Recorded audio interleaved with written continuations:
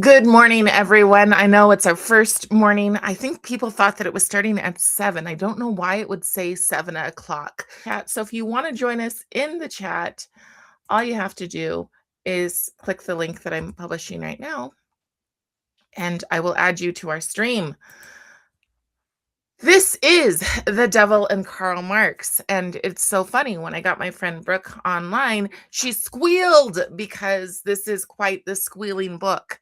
Not necessarily squealing out of joy, but squealing because it is so prescient right now Well, to and be it's reading truth. this. Nobody says truth anymore. Nobody speaks to it hard. And this guy is like, boom, this is why it's wrong. This is what it's done. And there's no sugarcoating, there's no placating, there's no political correctness. It's just solid truth.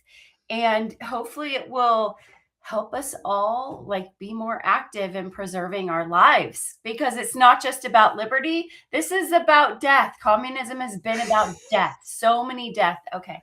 But I'm trying to explain why I was squealing. No, I love it. I love it. So Dr. Paul Kanger wrote this book, I believe in about 2016. It's called The Devil and Karl Marx. This takes place, it starts off, he says in the book that it could have been not just the devil and Karl Marx, but that it should be the devil and the effects of communism, because only the first few chapters, the ones that we're talking about today, discuss Marx himself, discuss his beliefs, and then we will go into how this infiltrated specifically churches. Dr. Kanger is writing as an apologist for the Catholic Church in this book. We're not Catholic. We're not going to be putting in a whole lot of our opinions. We're going to stick to the facts. I want this to be as relatable to as many people as possible. And I'm just going to pull up my notes here on it. But the first thing that struck out to me was Ronald Reagan's quote, which was, "Those who read communism are followers. Those who know communism hate it." That's a terrible paraphrase, but that is Who basically understand it. Those who understand it hate it. yes. Mm-hmm. Those who understand it hate it. Yeah. So keep on talking about things that you like while I pull up my notes again because I Okay. I'm went. trying to find out where this is broadcast so I can forward it to my feed. Okay, it is on YouTube. YouTube. Okay. On my Cara Marcel YouTube.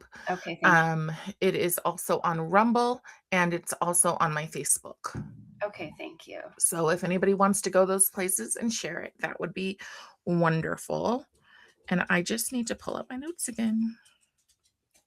Okay. Let me share this. And if you're following along, I do have the shared screen here. So you can see all of my many annotations. Okay. So What I'm doing is I'm listening to this on Kindle and or I'm reading this on Kindle and I'm listening to it on audiobook at the same time. Here we go. okay. Alrighty.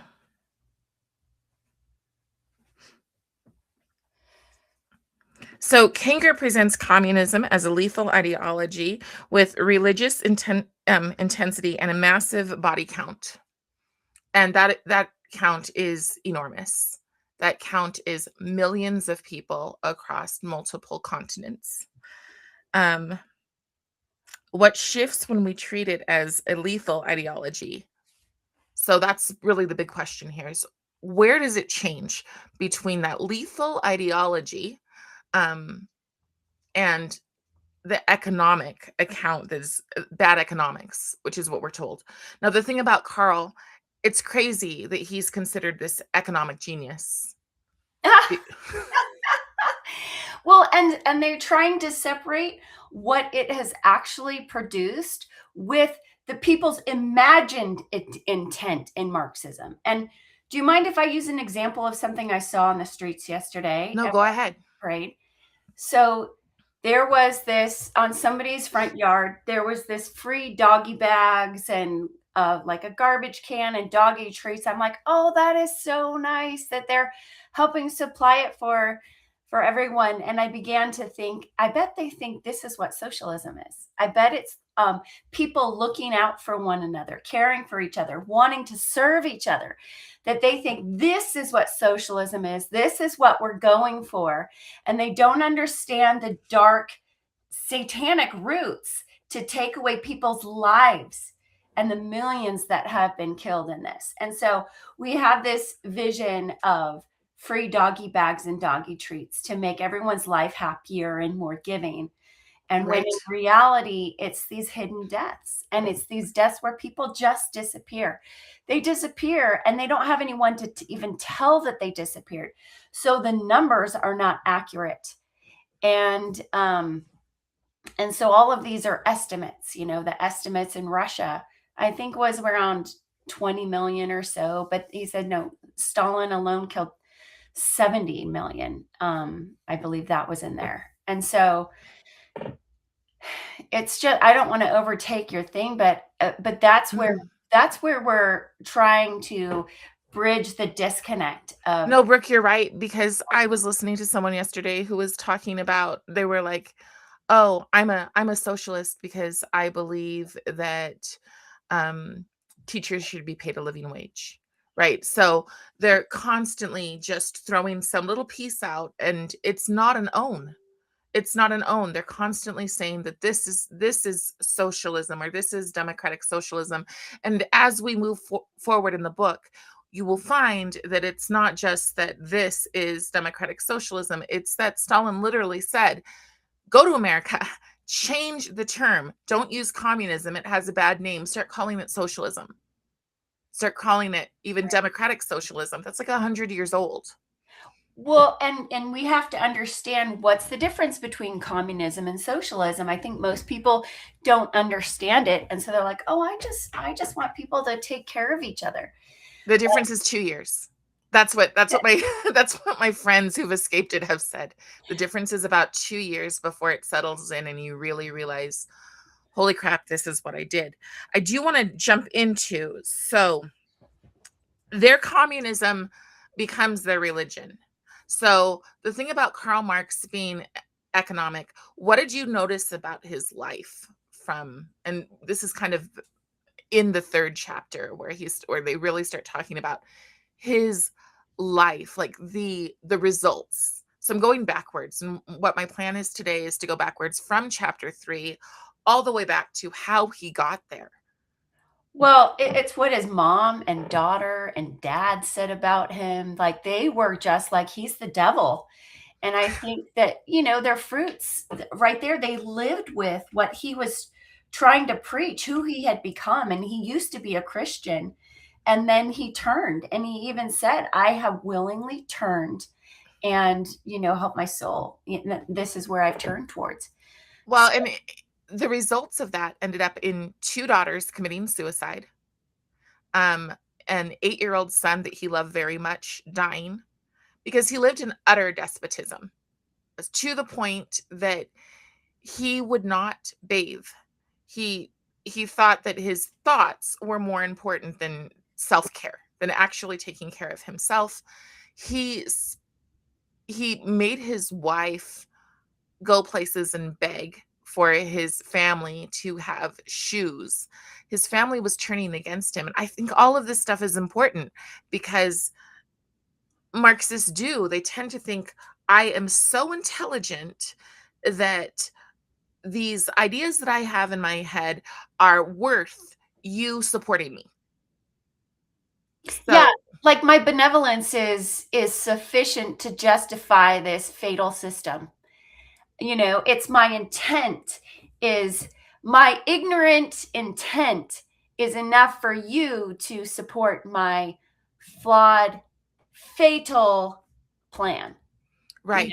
And we can't do that. We have to be more intelligent. We have to have more knowledge of where it came from and what it's going to create and what it has created in these last 200 years since he developed it. And just, all the followers after him were just as dark and evil and deathly. um But we So don't see that. We don't study this in our history. no, and that's intentional. A few Mhm. years ago, some victims of communism, some victims of socialism went to our capital and said, "We want our kids to learn these things." And they said, "No, because socialism means different things to different people, and there will be a time, but it's not right now." And I think that that should be a massive warning. So, Marx, it's really interesting to me because he has this very strong relationship with God for a so-called atheist. He is very much so he was born into Jewish, he has Jewish roots. And he is, there's no other word for it. He's a racist. So he has a son-in-law who is part, I believe he said Cuban. And he says he has Negro blood, so he calls him Negrilla, as in gorilla. Um, and he despises Jews. So he's filled with this self hate and loathing. At the same time, he wants other people, and I think this is interesting, he wants other people to affirm him constantly. He cannot not think about himself. So his partner, Friedrich Engels, he loses one of his many, because um, Engels is also a despot and he sleeps around a lot.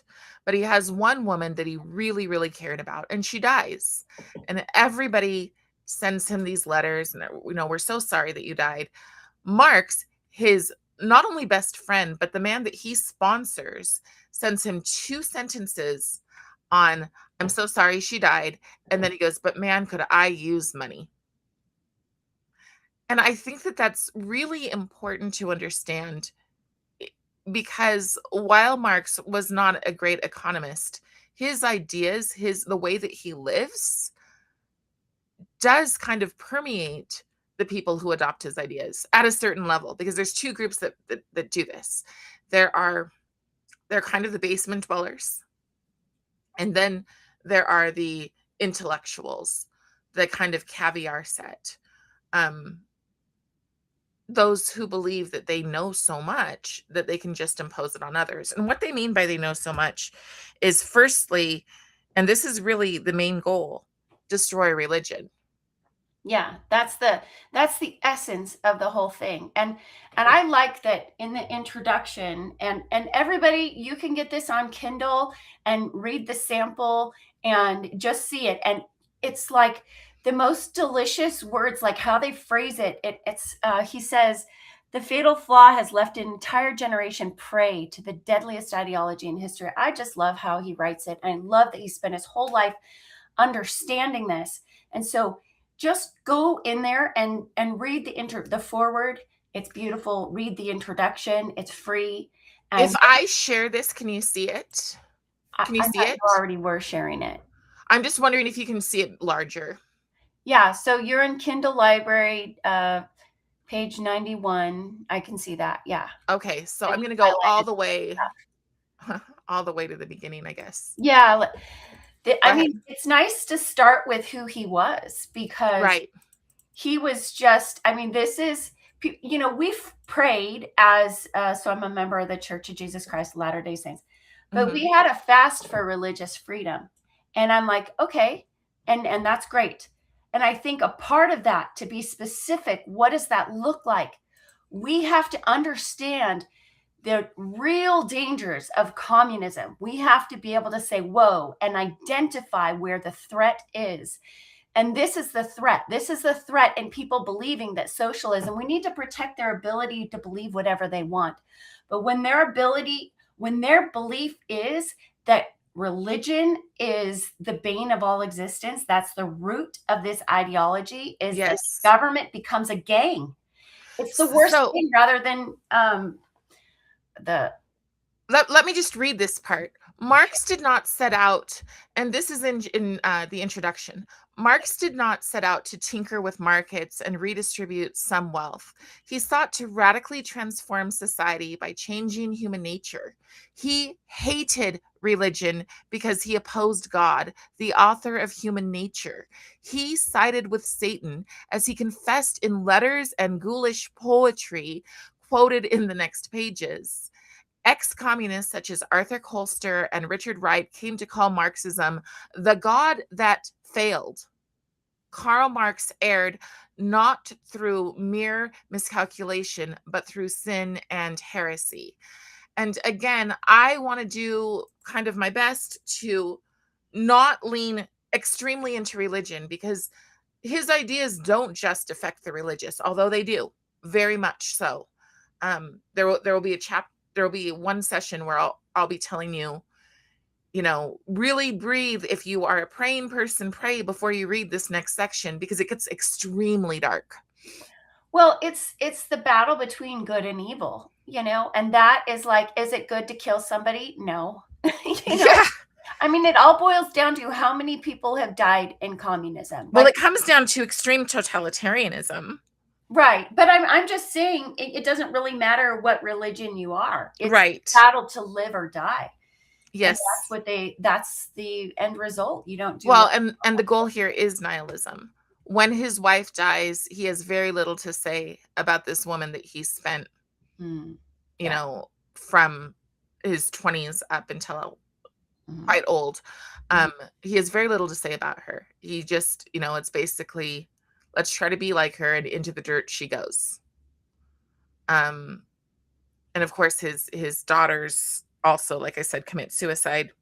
So one of their ideas was that man makes religion. Religion does not make man. Abolition of religion is demanded so that people can have real happiness. Now, I think that this is very interesting, because a ton of people are saying Jesus was a communist. And they really have no idea. They think of Marxism as redistribution, giving willingly of what you have. But there is no willingly. And Marx doesn't hold back when he calls for blood, when he calls for death. In fact, I will be able to find that quote in my notes here. Well, that's how he enforces it, and that's the thing. It's all force. And Right. it has to be force. There's no choice. There's the first things that stripped are our inalienable rights. They don't exist. We don't have the right to life. We don't have the right to choose, to liberty. The government is the huge gang that's enforcing at their own benefit, and only their benefit. The benefit of the government is they get the ones with the posh houses, and they get the meat. They don't have to stand in line for food, while the rest of the people, and this is documented throughout history, while the rest of the people don't have shoes, they don't have food. Now, we need to know that what he believes in is called the end of history. So what happens when a movement decides existing human nature is the obstacle? You got to think about that. What do I you don't think understand happens? that. Okay, what happens when a movement decides that just existing human nature? So what they believe is that you destroy one thing and then you remove that obstacle, then you destroy another thing and you remove that obstacle. So everybody thinks, oh, if we could just get rid of capitalism, we'll be fine. Everything will be fine. We'll live in a cashless society and all will be good. We'll all be equal. So they're saying, as we exist, we are the problem. But I think we believe that from a religious perspective too. We have to overcome the natural man. So I'm trying. It's not overcoming, it's literally death. Okay, so they're saying people need to die. Yes. Okay. I mean, I didn't know that they came right out and said yes. Death to all humans on earth, because yes. it seems like so when I show my screen, am I still there when I share my whole video, or is it an empty screen? So when I do this, am I still in the picture? I can see the image of your screen. Okay, but you cannot see me here. I can see you on the side. Okay, that's what I was wondering. So yes, it literally turns into wanting death. Let me just pull up these numbers of death. Okay. USSR, 20 million deaths. China, 65 million deaths. Vietnam, 1 million deaths. North Korea, 2 million deaths. Cambodia, 2 million deaths. Eastern Europe, 1 million. Latin America, 150,000. Africa, 1.7 million deaths. And I would say, and counting. Yes. Afghanistan, 1.5 million deaths. The international communist movements, the communist parties not in power, about 10,000 deaths. Well, look at the paragraph right across from it where it says the 20 million dead, and then it goes down and said Stalin alone annihilated 60 to 70 million people. Yes. So these are not accurate. They're the best guess. Yes. And I like that the author says, yeah, go ahead and nitpick at this, but the truth is that only God knows, because these were done in secret. But the millions of deaths are documented, and this is the root, this is the essence, this is the end of communism and Marxism. Right. So this much we know beyond dispute. This was and remains a lethal ideology of boundless destruction. He does have an opinion. And I know, I love it. I'm like, hey, nobody's hiding behind anything here. Most people are like, oh, do you have a good day? No, there's nothing. It's very, very blunt. Okay. Boundless destruction and stupidity. One needs to think of viruses, bacteria, plagues, disease to approximate this level of man-made death. Mm-hmm. Even then, a malicious modern virus such as COVID-19, which placed a world on lockdown in the year 2020, comes nowhere close to communism's fatality rate. Mm-hmm. Mankind has survived all manner of evil diseases and plagues, said Ronald Reagan, but can it survive communism? One of the best things about the audiobook is the guy's actually quite a good actor. He has some good voices that he adds in there. Well, I like it. You have to read the last sentence because I love that. This is what Reagan said. Okay. Reagan called communism a vicious disease. For good measure, he added that communism is neither an economic or a political system. It is a form of insanity. Yeah. Like, why do you want to die? Why do you want to lose your rights? Well, because he's nihilistic. He believes. So one of the things that Marx did when he was younger that I found just appalling is that he hated God so much that he mocked God. Now, again, I find this extremely relevant as we move into the future, because there's tons of churches that do nothing but mock God in their services. Drag story hours, well, especially the queer stuff, absolutely, in my opinion, is mocking God. Mm-hmm. What he would do, he and another one of his friends, they rented donkeys and they rode their donkeys through town, kind of spurting their idiocracy on Easter to mock Christ in this very, very religious town that he lived in.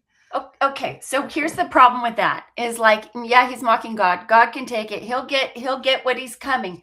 But what he's doing, in my opinion, is he's testing the people.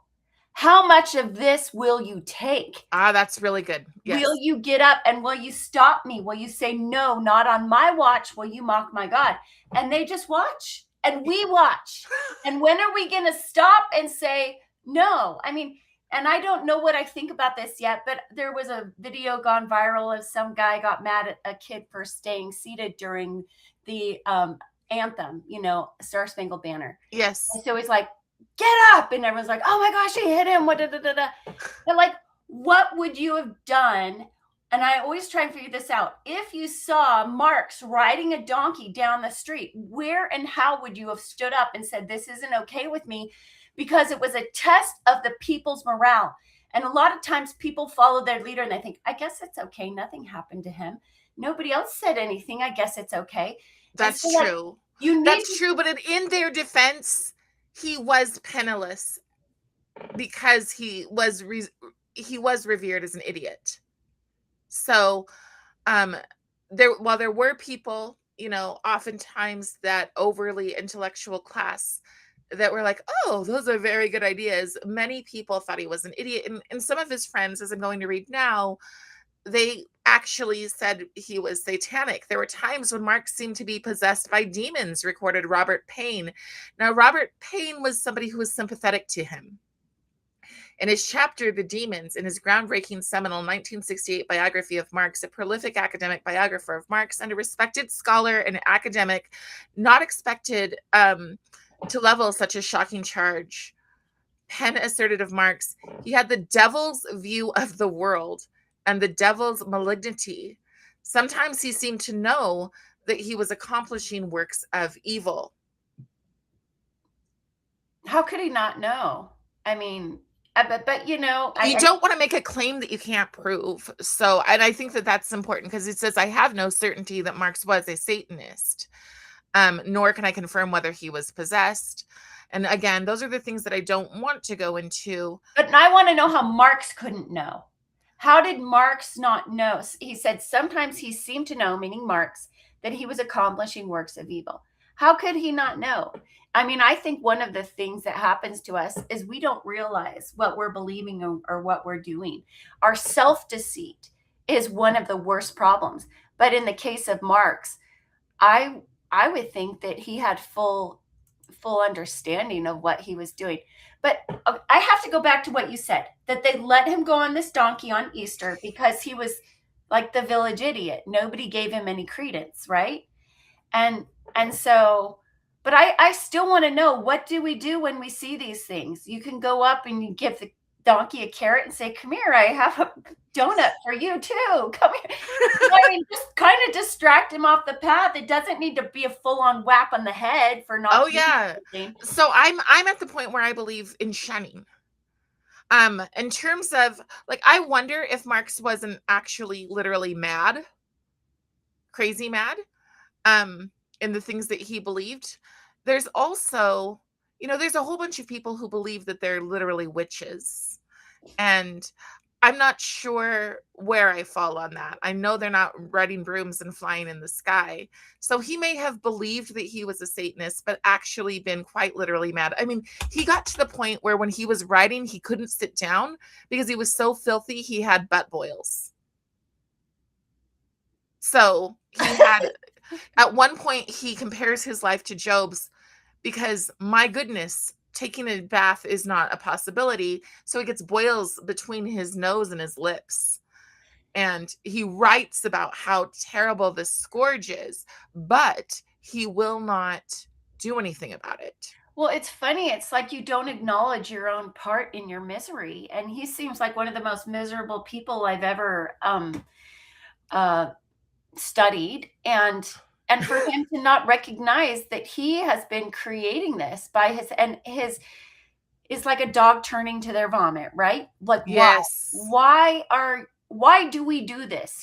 We all do it at some level for things that we're like, oh, that didn't work. And then you do it again the next day. And that aspect of human nature, we really need divinity to rise above. And he didn't want it. He rejected divinity so that he could even bring himself to less suffering. But he seemed to love waiting and suffering. And, well, let's grab some of his he seemed to. I'm going to grab a piece of one of his poems. Thus, heaven have I forfeited, I know it full well, wrote Marx in 1837 poem, one of many explored at length in the pages ahead. My soul, once true to God, is chosen for hell.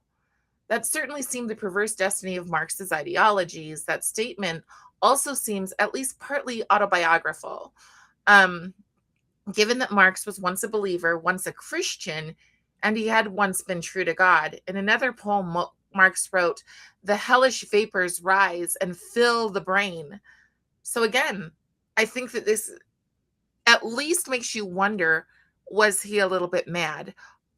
Is society following a madman as they promote Marxism? And I want to be really clear. AOC last week said something about, I'm not a Marxist because I believe in blah, blah, blah. It's because I'm a waitress. Well, she can be a waitress, but she's also a Marxist. But she's exactly like him. This man, I want to skip into kind of where his life goes. Okay. This man who says, I'm for the proletariat, I'm for the working man, didn't work. Didn't work. Yeah. He pontificated.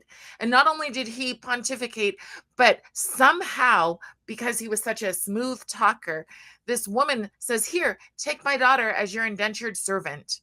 This woman is not paid. She is their housekeeper. Her name is Leechin.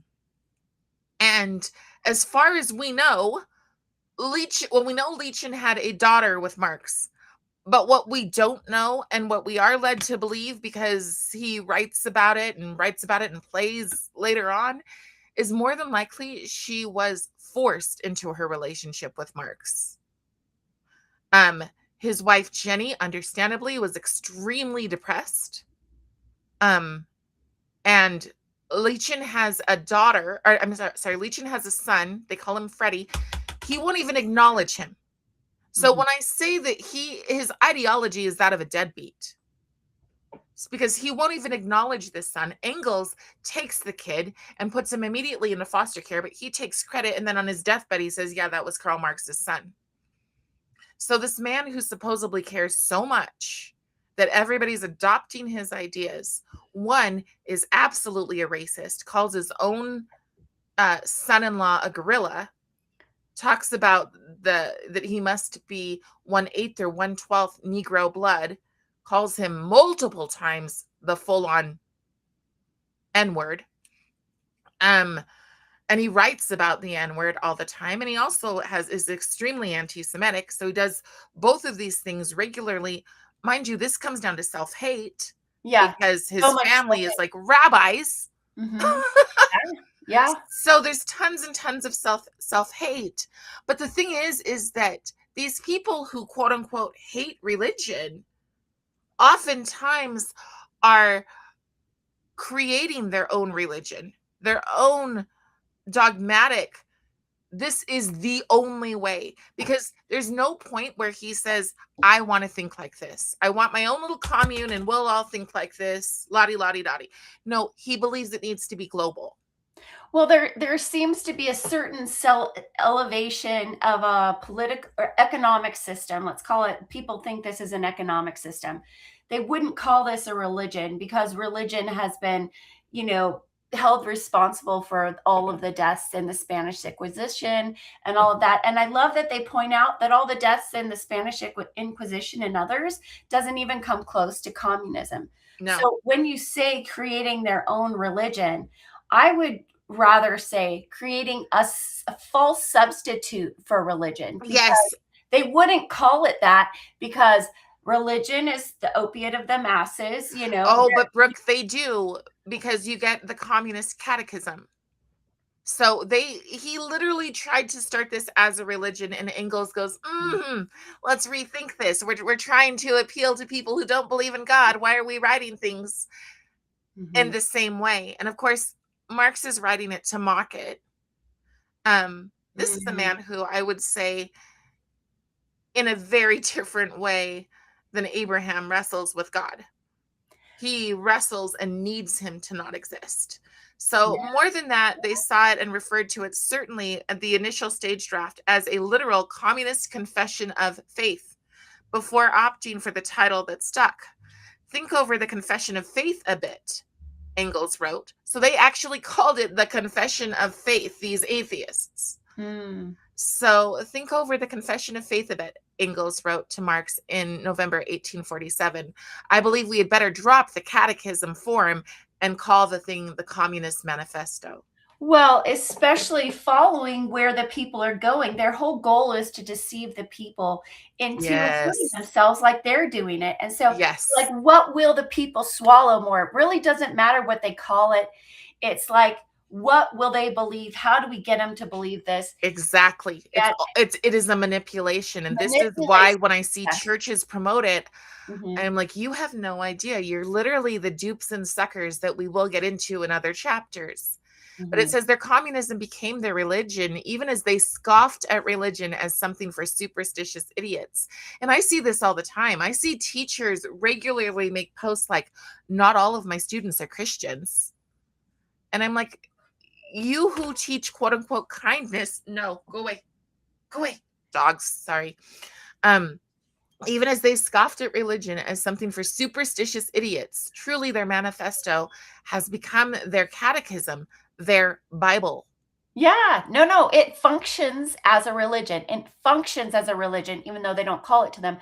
And I think it's so funny. Like they all use, we're going to call you a superstitious idiot. We're going to call you names if you believe something, and nobody wants to be called a name. It's like everyone's self concept is so weak that they'll do anything to not get called the name. Yep.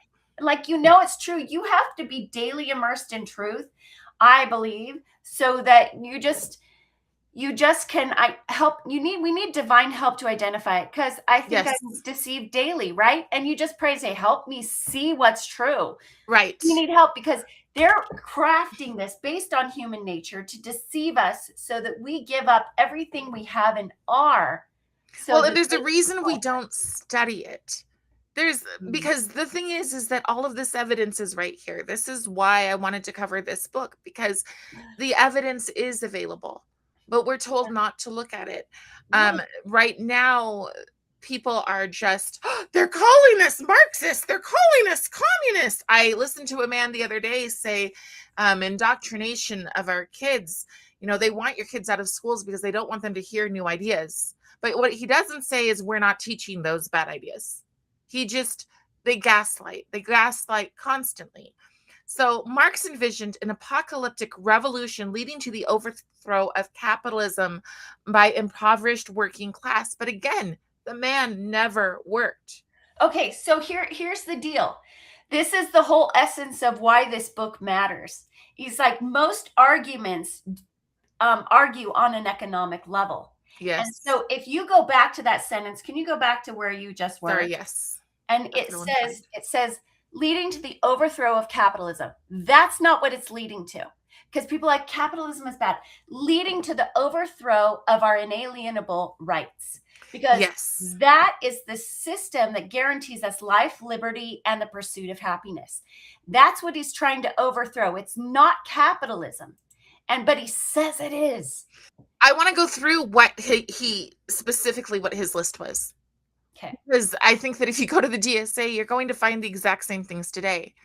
So, abolition of private property in land and application, all of rents of land to public purposes, a heavy progressive and graduated income tax, a heavy income tax, abolition of all rights of inheritance. Meanwhile, one little tidbit about Mr. Marx is that he went and he begged his father for money to the point that his father writes him this blistering letter of what a loser he is.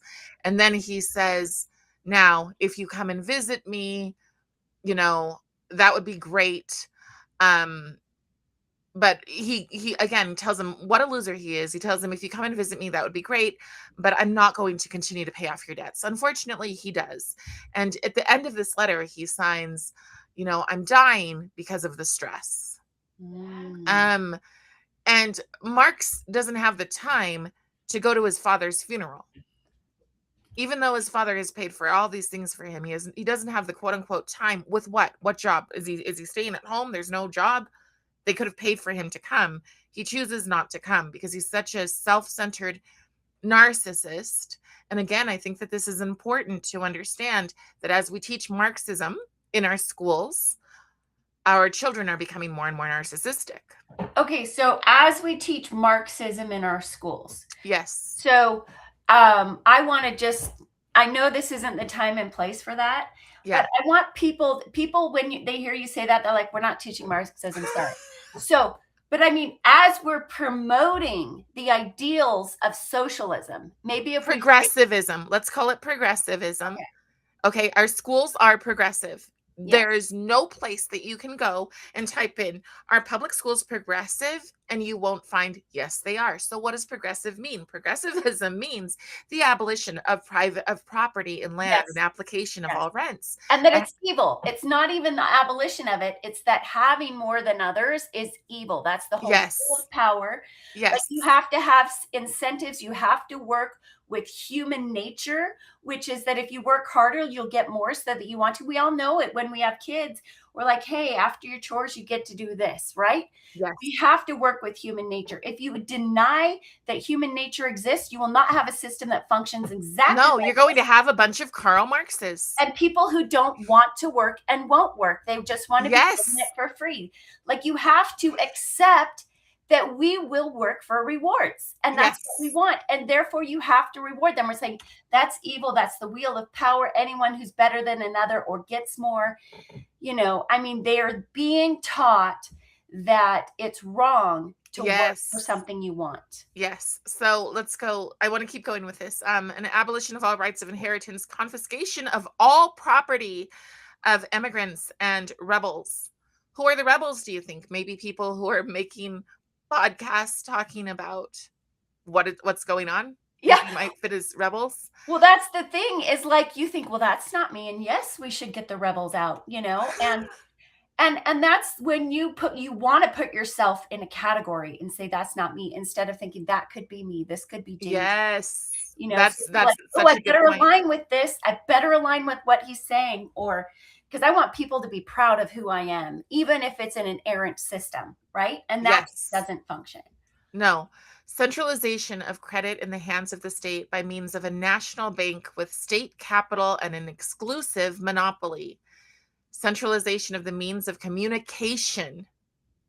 You get boosted off of social media when you don't say the right things. Yeah. So centralization of this means communication and transport in the hands of the state. Extension of factories as instruments of production owned by the state. The bringing into cultivation of wastelands and the improvement of the soil, generally in accordance with a common plan. Equal obligation to work.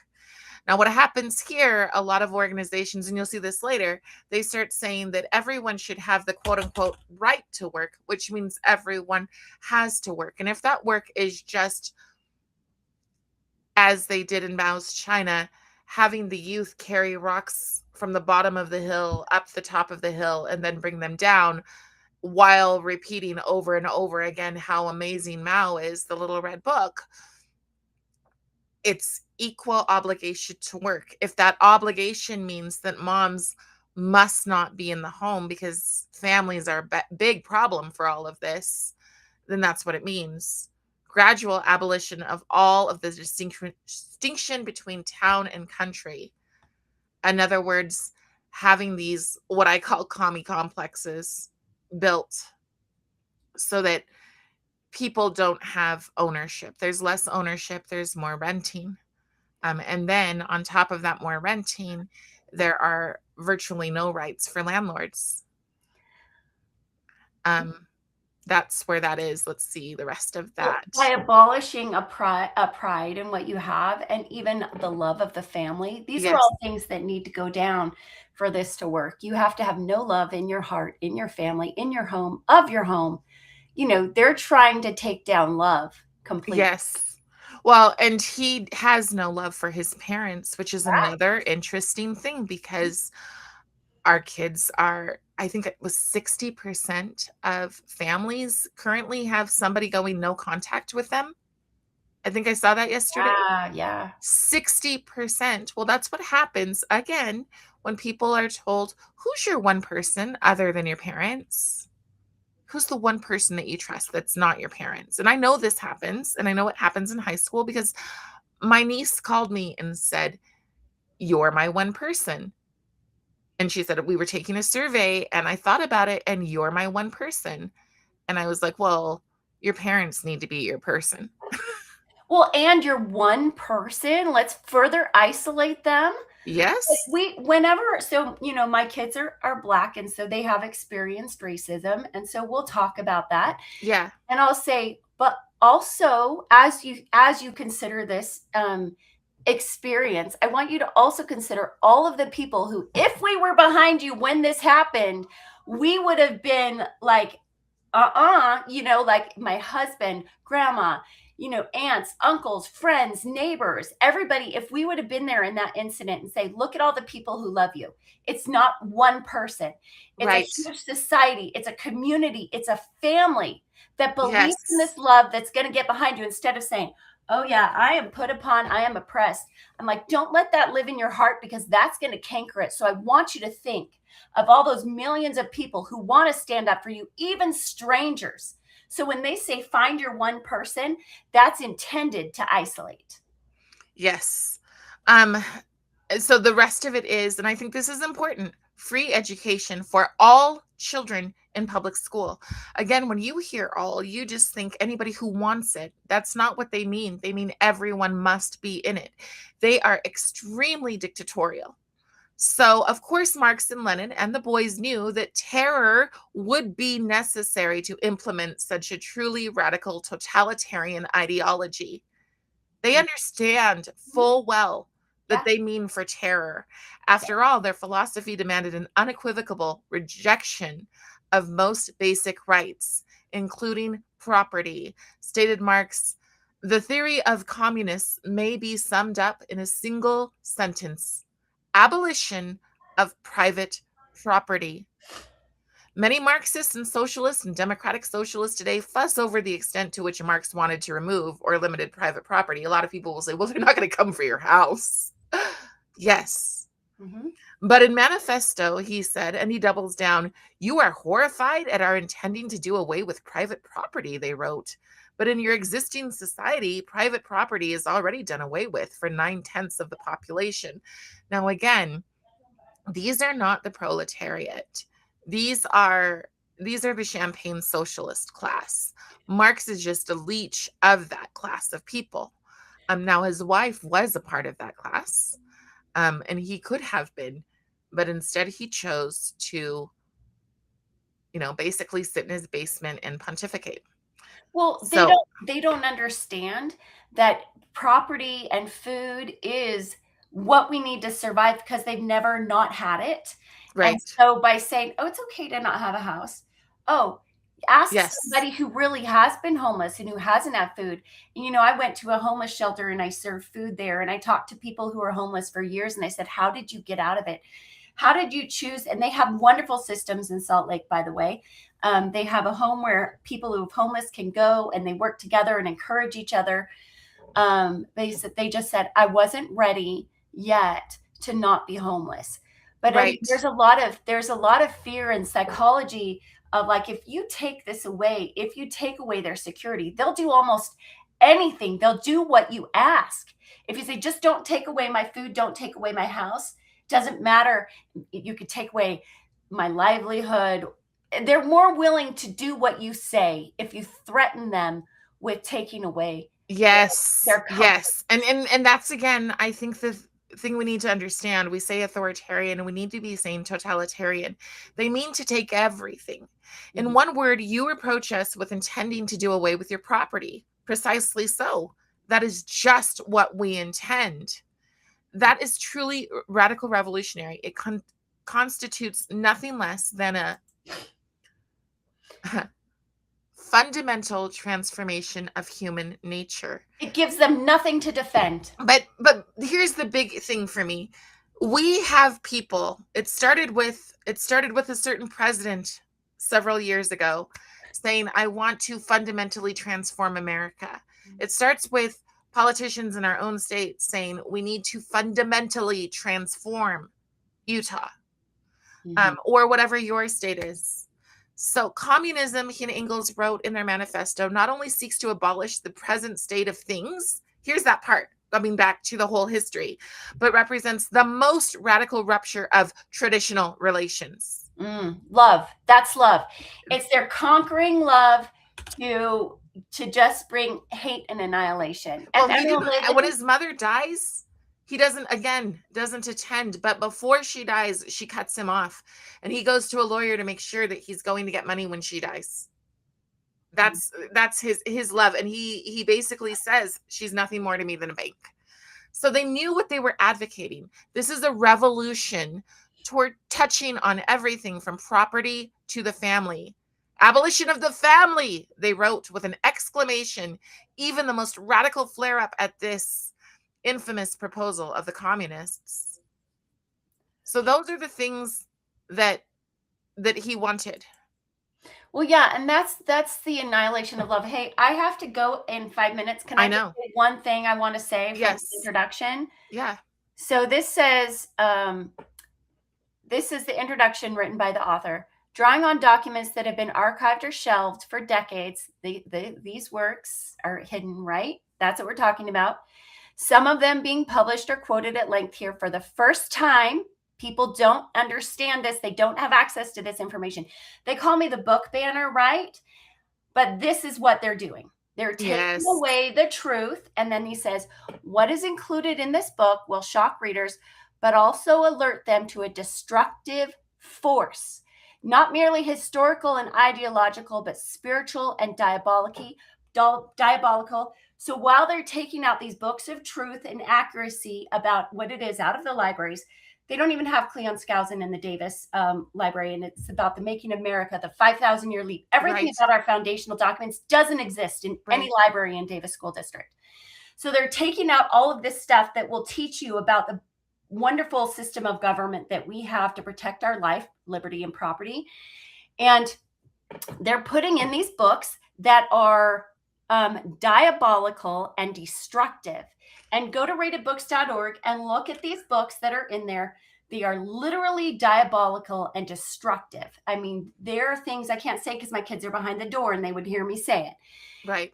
And that's what they're replacing truth with, is order to taint the people for their inability to spot and desire truth. Well, and that's the thing. So Marx is presented. I had a nephew who said to me, "You talk about Marx, but I've never even heard that name." And Yeah. then he'll say things like, "I shouldn't have to work for the man. Things should be, given to us. That would be fair and equitable." And you sit there going, "It doesn't matter if you've heard his name. His practices have been implemented, his ideas have been implemented." And that's the thing, they won't tell you his name, because when they do tell you his name, when I walk into my class and I start talking to my kids, I say he's the original basement dweller. He went as far as to have, and I'll write it on the board, but boils. Like, this is true. This is where this guy goes. He's this guy who just loafs around. He must have been mad. And I get really cautious about terms like mad, because everything that they do tends to be a projection. Well, So I they think will it say, might be we're mad twisted. for making this. We're mad for going in, for digging into this content. Why does anybody care? Right? So, and then if they gain power, if these Marxists, which is what we're dealing with, again, go look at his list that I read, all of those things, and then go and look at the DSA platform and you find the differences. You won't, because the Democratic Socialist Party has been around for the last 100 years in America. So when you start looking at that and you go, wow, these are the same things. And as we dig more and more, and I'm just going to wrap up here, as we dig more and more into this book, you will see that this is just as relevant today. They use the same terms today that they used back then, but all of that history was removed with something called the Red Scare. It was all removed. So you're not supposed to know about it, and to even question makes you a conspiracy theorist. Only it doesn't, because the information's here. I love this book specifically because it gives you so much of the notes. It tells you exactly where this is coming from. And I love that he's a professor. He studied this his whole life. Yeah. And most people who claim that they're a communist, lower C, right? Right. Is that they have no idea. They No. most likely haven't read this. No, they think sunshine, lollipops, and rainbows. Mhm. Like I said, there will be a chapter that has to have a disclaimer, because it's so dark that the first time that I read it, it still sticks in my head. The things that they did were so atrocious. Yeah. And what they say, I'll just give you this and then we will close. What they say is that they loved torturing people because they didn't believe in God, so they could take out everything that they've ever wanted to do, because there was no God to punish them. And that's That's where we'll leave it. You guys, thank you so much for joining. We want to cut off exactly on time. Please, next time, feel free to get into those comments. You know, write your comments. I'd love to address them at the beginning. If you want to join and be on our discussion, I'm happy to send you the link and you can join us. And I'll see you next time.